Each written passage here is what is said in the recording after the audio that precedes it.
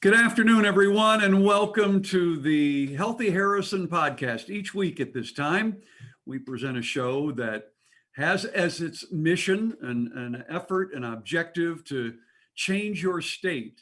And by that, we mean change your personal well-being. We want to create healthier, stronger people that pay more attention to nutrition. And if we can change people individually, we can change the community and in turn change the state of West Virginia. So we're delighted to have you along. My host each week is Amy Haberbosch Wilson. Amy is the Executive Director of the Harrison County Economic Development Corporation. She's also president of Healthy Harrison. Amy, welcome. Thank you. Actually, Vice President, but I'll Vice take President. that. Did I make you president? Yes, you did. Oh, well, okay. That's, yeah. You know what? Sometimes it helps to read my notes than just to kind of try to remember what I'm doing. But our show is streaming live on the Healthy Harrison Facebook page. It's also streaming on our statewide distribution network of media partner, wvnews.com. Each week at this time, we're basically discussing, questioning, interviewing, chatting with individuals who represent the medical community, businesses, physical therapy, whatever, folks that are very interested in our mission, which is improving measurably the health and well-being of the folks, not only in Clarksburg, but North Central West Virginia and around the state of West Virginia. Amy, I was going to do one quick tip of the day, kind of like I did last week before you introduce our guest. Sure. And today I was going to give a simple, quick tip of write it down. If you want to achieve a goal in 30 days, a month, 6 months, write it down, put it on a calendar, put it somewhere where you'll see it and you can view it every day. Start out walking 1/10 of a mile, then 2/10 of a mile, and pretty soon you'll be doing a half a mile and who knows, maybe a 5K. But and again, as a disclaimer, I am not a doctor, so please check with your physician before you start any exercise regimen. Amy, go ahead. You, through your economic development role, actually know our guests, Melissa and Chris, so I'm going to let you do introductions. All right. Thank you. And thank you for the tip. Well, clearly, there's a value to employee wellness. Successful companies value healthy workers, and Stockmeyer Urethane, I think it's perfect that we have both of you here today to talk about your company and how you value your healthy workforce and helping us build a healthy workforce. We have Chris Martinkat and Melissa Martinkat. Chris is the president and CEO of Stockmeyer Urethanes USA. He is a native to Germany, moved to the US in 2005 to develop the company's operations here in Clarksburg. Stockmeyer Urethanes has grown more than 400% under his guidance. Melissa moved from Long Island, New York in 1999 to attend WVU. She parlayed her industrial engineering degree into sales and marketing position with Stockmeyer and is now the company's chief of staff. Her team building efforts include using her interest in fitness and wellness to foster a healthier workforce and community. So we welcome both of you today. Thank you. Thanks for having us. Thank you. Well, Chris, we'll go ahead and start with you or both of you. If you could tell us a little bit more about Stockmeyer. I'm familiar with it, but I know a lot of people are not, about what you do and your presence here in Harrison County. Yeah, I think probably one of the most interesting things about our company is that we make a lot of products that many people probably are familiar with, but not under the name, because we make materials that many other manufacturers make finished products, consumer goods, and other things out of that you find in your everyday lives. Here at Stockmeyer, what we are doing at the core is we're a polyurethane systems house, meaning we're buying polyurethane raw materials such as isocyanates and polyols and other polymers, and make compounds out of that that our customers then turn into finished goods in all kinds of applications, from construction to consumer goods and other things. And you're going to find products from Stockmeyer in lawn and gardening products over at Home Depot. There probably are any electronic components in the switchgear board in your house or in your office building. They're probably holding the filter together that's just been put into your HVAC system in your office, or the oil filter that is actually in the engine of your car. There's a lot of different things where we make adhesives, castings, sealants, and elastomers for that you'll meet every day in your life, but you never know it's coming from here. So that's actually making our job quite interesting. Very diverse. Yes, very, very much so. So let's talk about your employees. How many employees do you have? And we'll link that into a healthy workforce and how important it is for both of you to have a healthy employee team. Yeah. Well, we have 71 employees, and it's very diverse with manufacturing because we have batch operators. We have a chemist, obviously, because we're a chemical company, human resources, procurement, marketing, sales. We have IT, so it's very diverse. And just having a healthy, happy workforce, it makes productive employees. So we really believe in that to make sure everyone's healthy. We want them to be able to come to work and not be sick, and it makes it productive. Yeah, and efficient.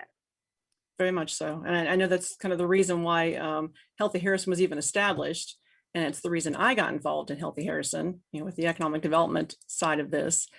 And it's not just our issue. I know we feel that we see it on the bigger level. You go to other states, even internationally, other countries. This is an issue everywhere of making sure that we have a healthy workforce. So, Yeah. Melissa, how do you define your role at Stockmeyer, and in turn your interest in a healthier workforce? You mentioned you have a lot of different types of work going on there. How do you wrap all that together into a 71 employee healthier workforce? Yeah. So we have a wellness committee. I'm on the wellness committee, and we have people who are interested in that, and then we come up with ideas of what people can do. Like right now, we're doing walk 100 miles in 100 days, and that's partnering up with WVU Medicine. Okay. And we have a group of people who want to do that, and it just encourages people to walk. We'll do our flu shots. We did a COVID vaccination clinic. We did COVID testing. We do multiphasic testing, so people know their numbers with cholesterol and things like that. And then when people are talking about it, people get interested in it. So that's very helpful. And then I just like doing it. So I guess I'm a positive example. Well, you mentioned something that leads me to my next question, and that is, how do the employees respond to the fact that you and Chris and Stockmeyer show an obvious interest in their personal welfare, not just them as employees? I think it makes them feel good and they respond well. And then of course we don't have 100% participation. There's always going to some people who don't want to do it. And we don't force people to do it. We want them to choose health and be healthier. But yeah, I mean, I think the really interesting part for me in all of this was that once we started making offering some of these things up, in particular also that people just learned basics about their blood work. Where's your cholesterol at? Where's your triglycerides at? And all that stuff. An awful lot of people had no idea how far off their numbers were, and on many occasions we've seen subsequently that they actually changed their diet, they changed other things in order to get that back into check the next time around when the next multiphasic screening comes. So sometimes all it takes is a spark to really generate people's interest. So oftentimes I've seen that time and time again. A lot of people don't even fathom what that even means, and then you get that little spark by just partaking in the blood test. Next thing you know, maybe I should lay down that nightly steak that I eat and replace it with some carrots or do something else, just so that you can get your numbers back in shape. And I think that has been a great starting point for many. Yeah, it's interesting because we started our wellness program, like our wellness committee, and really pushing it about like 5 years ago. And it was kind of smaller participation. It does grow, and you get more and more and more. And so that's really positive. And people, and we have healthy snacks. We used to have we used to offer chips and soda, and now we changed it to bananas and apples and nuts, and people actually like it. So, then they like it. They like having the healthier option. Yeah, that's great. And I mean, that slides right into the mission of what Healthy Harrison is trying to do, is developing more companies like yours that and finding other places where we can make a start. Obviously, you've done so. It's grown. how do we take that type of mentality and that challenge into other workplaces, whether they're governmental workplaces, private businesses like yours, et cetera? Because there is evidence, as you just said, that it'll grow personally, and it grows in that more employees want to be a part of it. Let me mention real quick before we go on that our podcast does have some sponsors that we like to acknowledge from time to time. They are WVU Medicine, United Hospital Center, West Virginia University, the State Journal, WVNews.com, and Interaction Media. Thank you. Got that, Amy? Do you remember? Yes, I do. Yeah, sure. I'm just glad you didn't cut out this time. You so don't have were to able say remember that. that. Yeah, right. No, it's I guess to pick up where you just left off, Gary, on that question. It's investing back in your employees. I know I took a tour, was it maybe 2 years ago, I think, and it was the first I've seen one of the sleep pods. I'd never seen or even heard anything like. Is that something you both still use? Do the employees get any use out of that? We don't use it as much as we thought they would. That's been an interesting one, yeah. Yeah, you'll use it. Yeah. Some people do use it, and people like having it. People think it's neat to be allowed to do it, to take a 20-minute nap or something. But I don't know. People, I don't know. They just want to work. I don't know. And on our workforce, they just want to. I will say that probably here in America more so than anywhere else, sleeping on the job isn't really seen as a virtue by many. And even though the reason why we ended up putting this there is that, at least on my part, I firmly do believe in the power nap after lunch, and I do take it wherever I can every day. Simply because I find out that when I don't do that, I miss out a lot of energy in the afternoon. So for me, that's really been the proof's in the pudding. I've been doing this for years. I really like doing it. I found that it does very well for me. I think the whole purpose of putting it there was for us. Just a lot of people are having stressful lives, probably including not only because of their jobs, but probably because of their families and other things.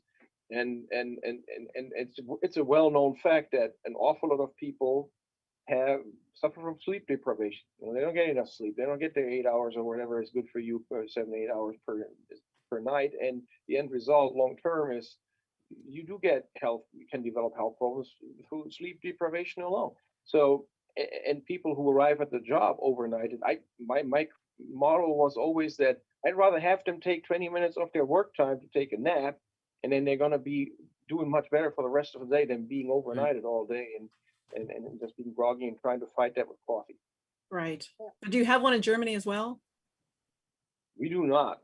That was something that we did here the first time. We're actually building a new office building in Germany, so one of these may find its way in there because we have more room to come this fall. But right now we're kind of space challenged in our offices over there, so we're working on that.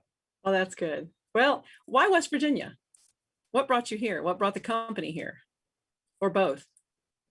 Well, I mean, we had always targeted the Atlantic Seaboard region as the area where we wanted to land. So anywhere from here to Ohio, Virginia, Pennsylvania, or North Carolina, somewhere in that area. Simply because out of here, within 2 truck days, you're reaching 75% of the American economy. Anything on this side of the Rocky Mountains, and there's only so many places where chemical business has history in terms of being there and finding workforce there and having governmental institutions there to understand what we're doing. And one part, of course, to go to is Texas and Louisiana, but a lot of people forget that also West Virginia has a rich history in chemical manufacturing, and we still do have actually quite a few companies out here that are doing that, and great workforce, good geographical location. You can be here at a reasonable cost. It's been a lot of pluses, and you're almost in heaven. So how much better is that going to get? Love that. What an advocate for West Virginia. And I'd like to add also that the state government's very helpful with permits and anything that we needed to set up shop. So they were very, very helpful. That's good. Good to hear. Yeah. So how often do you travel? How often are you here and back and forth to Germany? Well, I only go like twice a year, and that was pre-COVID. So since COVID, I haven't gone anywhere really, but usually twice a year. And he's the big traveler for over there, Yeah, I spend like a lot more time, 6 times a year, maybe. probably every other month on a normal cycle. Um, Last year it was obviously a little less for no reasons. I only went over there half the time, about 3 times, and each time then for 3 weeks, only because last year and during the entire year the conditions for traveling changed so fast that the overarching concern I've always had when I left the country is whether or not I can get back or back out, because you travel bans here, travel bans there, and whatever else that went around certainly made that an interesting endeavor to leave, and you don't know if you can come back. So there was always some difficulty with COVID going around with respect to free traveling that was changing on a dime. But normally I'm out there a good bit, and when I'm not traveling internationally, I'm traveling here domestically or a few times a year to Korea and other places. So there's always I move a lot more around than Melissa does. Melissa, back to our focus at Healthy Harrison on the community itself, starting with individuals and workplaces. Is what you're doing, are the workplace habits that you're fostering at Stockmeyer carried into the community at large? Are they being shared? Are they a good virus that's being spread into the community? I would say so, because Yeah. when people are being more healthy, they have friends and family that they're going Mhm. to influence. So I think it spreads, because when people are eating healthier because let's say their blood work wasn't that great and they got shocked about it, that's going to affect their families. Because I did see people change their eating habits, and that went where they were eating different at dinner and Mhm. all that. So that's going to affect their families. So I Yeah. think it does. Do you get any pushback from the company's focus on health and fitness? No, Okay. from the employees, Yeah. you mean? No, no. I mean, no. I haven't heard anything And negative. okay. And I think one of you mentioned how do you sustain it? I always tell people the old saying that I heard about people telling me that it's easy to quit cigarettes. They've done it 100 times, and it's like starting a diet. Yeah, I've started a diet 100 times, but how do you get these people to actually sustain what you're trying to develop? Yeah. Well, we have a calendar, and then we were planning. So the wellness committee will plan what we want to do for the month, and then we push it and we let people know the opportunities to do. So we guide people and let them know. And we also we subscribe to Living Right. It's like a wellness subscription, and every month we have something that we push out that they develop, and we push it out and let them know about it. And I don't know, it's just communication and keeping it on the calendar. Yeah, yeah. Chris, have any of the ideas that you've developed at your plant here in Clarksburg been shared or initiated at some of Stockmeyer's other plants? So we all the 4 locations worldwide, they work very closely together on many projects. So it's a constant back and forth. Mhm. Everybody has their own focus. So there most definitely is products and ideas that we come up with here that we share with our colleagues overseas and vice versa. So there's a constant exchange going around, because we're trying obviously to use our available R&D resources and product resources as good as we possibly can. And since we have laboratories in each and every one of the locations where we do R&D work with different types of focuses, the exchange is really an important part of our daily work. Let me remind those joining us that the Healthy Harrison podcast could not happen without the help of our sponsors, WVU Medicine, United Hospital Center, West Virginia University, the State Journal, WVNews.com, and Interaction Media. Chris, from a global perspective, you do a lot of traveling. Do you think that we have the necessary health wellness tools here in our community to attract more business? That's a big question. Huge question. Yes. You know, I wish I could answer that too for the companies I'm trying to bring in. Yeah, Amy really needs to know the answer to this question. What are we lacking? What's missing? I mean, you know, I think we have to be mindful of the fact that when you draw comparisons, say to Europe and here, I think it's pretty important to understand that, you know, our lifestyle, beginning with that here in the United States, but particularly here in a more rural area like in West Virginia or not in New York City, is different because things are further apart. So it is hard sometimes, you know, it is not hard, if not impossible, to live without your car. Whereas we're in my home in Germany, so I can step outside the door. I have a car there, but I wouldn't really probably need it for my daily stuff because I can walk to all the stores. I can walk to the restaurants. There's a tram 50 yards from the house that it takes me to downtown. And you walk everywhere, and that alone is exercise in and by itself. That's how, you know, a lot of it starts. I think so.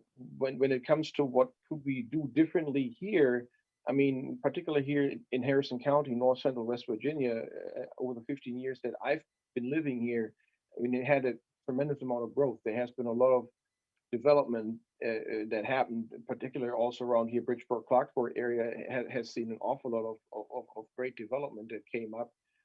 I think sometimes when I'm looking at those, the part that you could say we're probably missing when it comes to health is just try to, when we plan developments, larger developments, particularly with mixed use for residential and commercial, try to figure out how to set these things up where for when you're living there as a resident and shopping there and working there and going out, make sure that it's designed in such a way that you can walk to more places, you can ride your bike to more places, so you get exercise just by the virtue of doing your daily things.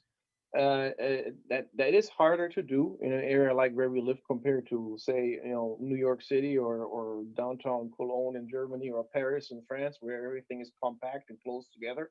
But it's not impossible, and I think that it's a matter of just planning communities when we are doing this. And we're doing this here. We have a great opportunity to develop this place still a good bit.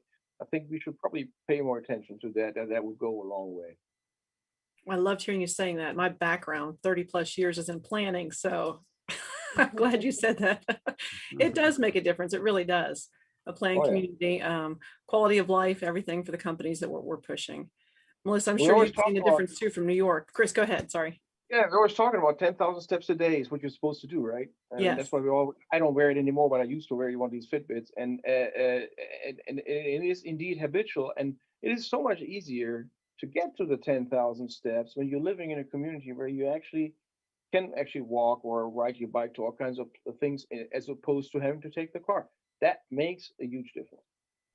Yes, it does. Yeah, even from being from New York, we did have like wider roads and with sidewalks and bike paths, so we could bike around if we wanted to.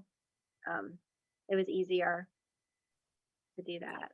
What about choices, healthier choices, as far as where you're both coming from and here? I feel like we have choices of how the healthier choices. Yeah, I mean, I guess it's slower to come here, definitely. When you go to the grocery store, if you want something, I do tend to order from Amazon or something if I want something really special, or if I need to go to Pittsburgh. But it's coming. Like, it's nice that we have a larger Kroger's now. It's exciting and they have a lot of good stuff. So it's coming. And one of the things that we're pushing with Healthy Harrison, of course, is awareness. So like you both said in the very beginning, just get people aware of the choices of what they can pick from. Instead of going for the 6 pepperoni rolls, go for 1 pepperoni roll and have a salad. Yeah. Portions, learning the portions and learning how to read a nutrition label, because I mean, people look at calories and stuff like that, but they don't look at sodium and sugar or just all the ingredients. If you can't pronounce it, it's probably not the best for you. You want like whole foods. Or if you can't pronounce it, you should at least be aware of how much you're consuming, huh? Yes, exactly. Yeah. And perhaps ask a question at some point. You mentioned, Melissa, that you've got a personal interest in health and fitness, and of course you've worked on that within your company. I know that Amy mentioned your one or both of you are involved with her Economic Development Corporation. Have you had an opportunity to share some of your ideas and some of the things you're doing at Stockmeyer with other companies? We have not. I don't. As far as regarding health or Yes, not your personal corporate secrets, but yeah, some of the things involving the workplace health and fitness. Has anybody come up to you guys and asked, how you doing, or you had an opportunity to share some of the successes that you've had with your employees? Yeah, I mean, not formally, I guess, but No. informally, we will. Okay, yeah. Yeah. Yeah, I mean, people come visit all the time. We have suppliers or customers come visit our office.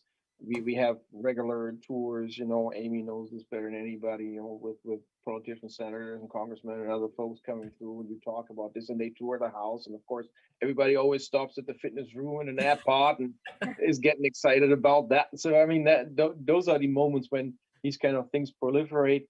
But I'd say probably on a formal level with respect to giving that subject a forum, probably today is probably the most farthest reaching point where we had an opportunity to share this with other people and what you can do and what we are doing. That is certainly a great vehicle to get that out. You mentioned that you have a committee there within the workplace that talks about these ideas. Are you constantly trying to come up with new ways to continue this? We know we mentioned sustainability. Do you have to always be working on new ideas that'll keep folks interested? Yeah, we do. We keep on coming up with ideas. Uh-huh. So yeah, it's a continuous talk. What do you use as a resource other than the committee? Do you have other things you look to suggest, hey, this would be great for our company?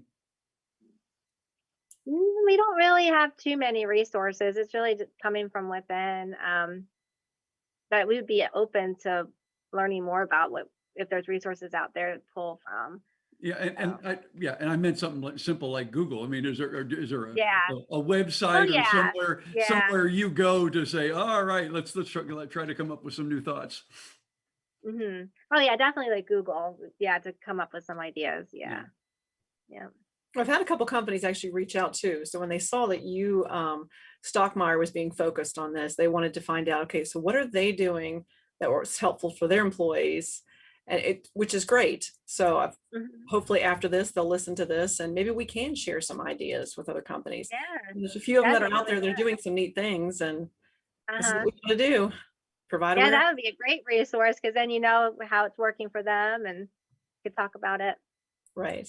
Even compete against each other. Yeah. The companies, yeah. Mm-hmm. Yep. And there is others that do a lot of things. I think that I know one company here up at the airport that they focused on food. So what they're doing is they're having an internal kitchen where they feed their staff breakfast and lunch, and they're making it right healthy on site. And they did it for the same reason, because they want to make sure people have the proper nutrition. So they serve them the food fresh. That is something that we are not doing here right now. Certainly something that I'm always thinking about, because it's a great other example on how to do this. So there's other companies who are doing different things. Yes. With the same. Yeah, the kitchen thing, I was not aware of that until I started really touring some of these companies and finding out how many do have their kitchens. And it's a time management as well. I mean, healthy choices for one, but bringing the employees in, having breakfast there, they have their meetings around breakfast. So they're not coming in late. They're not leaving for lunch when you only have a half an hour to an hour. So they feed them and slowly giving them healthy choices. It makes a big difference. It does. Yeah, and then also there's the mental health aspect of it, being with community, having True. lunch together, and like that's that's really important too. Yes. Emotional health, and there's a lot to health. Really is, besides yes. physical. Yeah.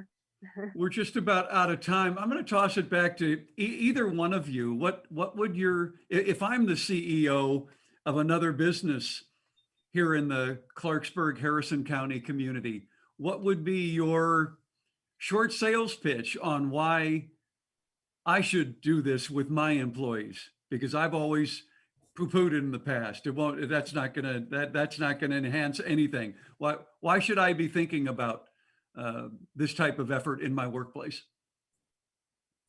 I'd say if you had to put it in a slogan, I'd say healthy and happy employees are better employees, and I think that is not only meaning better for the company, but also better for themselves and their own lives. And in that sense, I think everybody wins when you do that.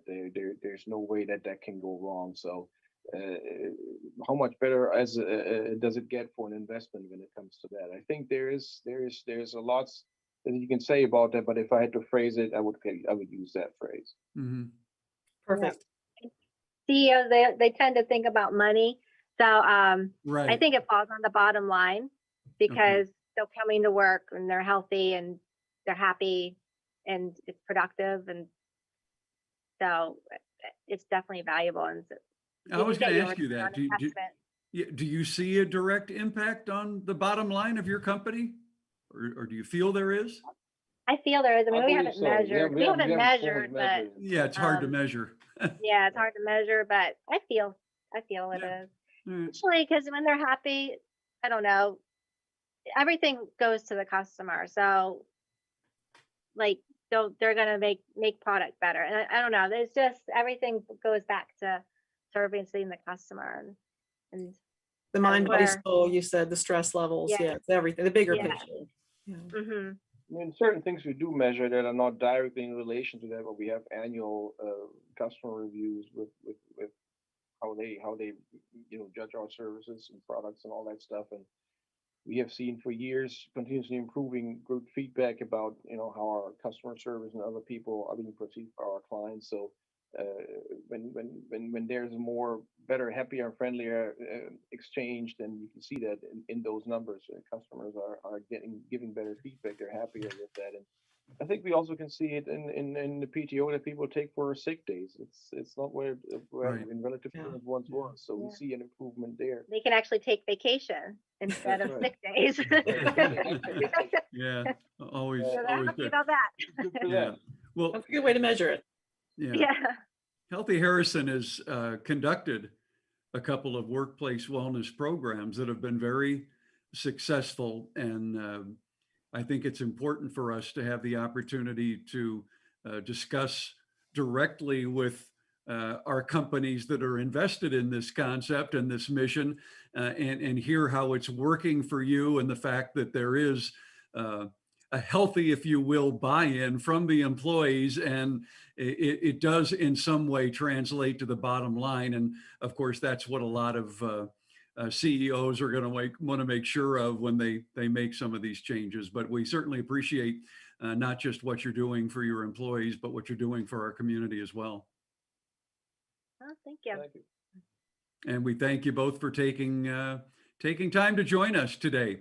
And we appreciate all of you joining us for the Healthy Harrison podcast. It's our goal to change your state of mind and ultimately change the state of health, both here locally and in the state of West Virginia. If you want help right now, you can visit healthyharrison.org for lots of great ideas, or visit Healthy Harrison's Facebook page. You'll find a lot of great support. Again, we thank our sponsors, WVU Medicine, United Hospital Center, West Virginia University, the State Journal, WVNews.com, and Interaction Media. You can learn more by visiting and liking our Facebook page. On behalf of your friends at Healthy Harrison and Amy, we thank you. We thank Interaction Media for helping us pull this off each week. And we want to mention real quickly that next week, our guests will be Tara Halsey, Vice President of Health Promotion and Wellness at West Virginia University, and Amy Sidwell, who's Director of Health Promotion and Wellness at WVU. We're going to every week, in every way we can, try to inspire you to live life better and live life live life healthy. So again, thanks to our guests. Thanks to you for joining us. We'll see you next Friday. Thanks, Chris. Thanks, Melissa. Thank Have a good you. weekend. Mhm.